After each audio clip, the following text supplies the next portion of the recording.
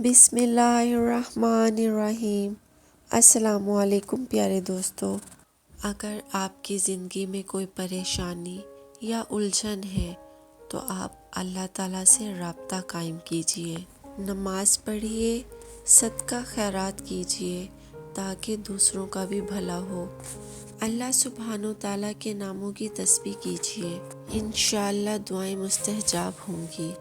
کسی بھی مسئلے کے حل، مشکل سے نجات، بندش، نظر بد، ٹونا، جادو، جنات اور روحانی و جسمانی، گھریلو الجھنوں کا آخری حل، صبح و شام 7 مرتبہ درود شریف اور 313 بار یہ وظیفہ پڑھیں۔ اس کے علاوہ سارا دن کثرت سے اس وظیفے کا ورد کرتے رہیں۔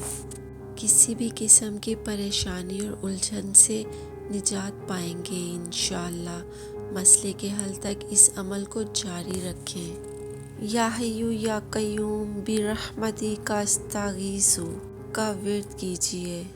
اسم اعظم یا مؤخر کو روزانہ 100 مرتبہ سونے سے پہلے پڑھ لینے سے آپ کے بچے نیک خصلت، نیک دل ہو جاتے ہیں اور دل میں سکون پیدا ہوتا ہے اور برائیوں سے دور ہو جائیں گے انشاءاللہ۔ نظر بد لگ جانے سے اگر آپ کا بھی بچہ چڑچڑا اور بدتمیز ہو گیا ہے تو پریشان مت ہوں۔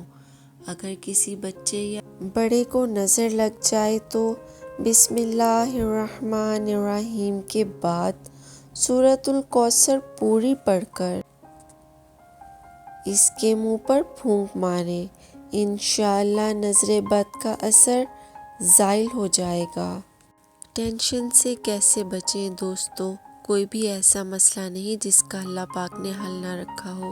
جو کوئی نمازی عصر کے بعد یا بدیع کو 49 بار پڑھے گا انشاءاللہ غم، پریشانی، ٹینشن میں مبتلا نہ ہوگا۔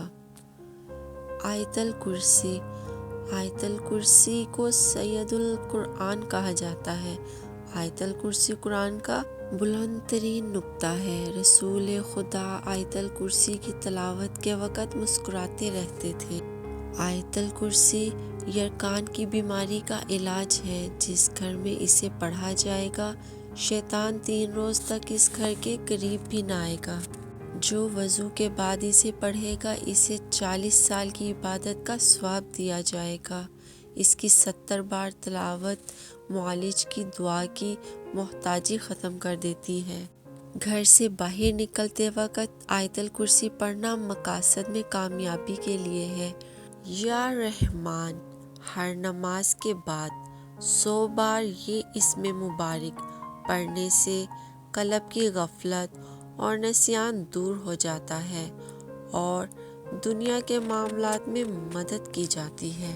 اس میں کوئی شک نہیں کہ اللہ سبحانہ و تعالیٰ کا ذکر قلوب کو سکون دیتا ہے۔ یا مہیمن 29 بار جو کوئی غم زدہ روزانہ پڑھ لے انشاءاللہ اس کا غم دور ہوگا۔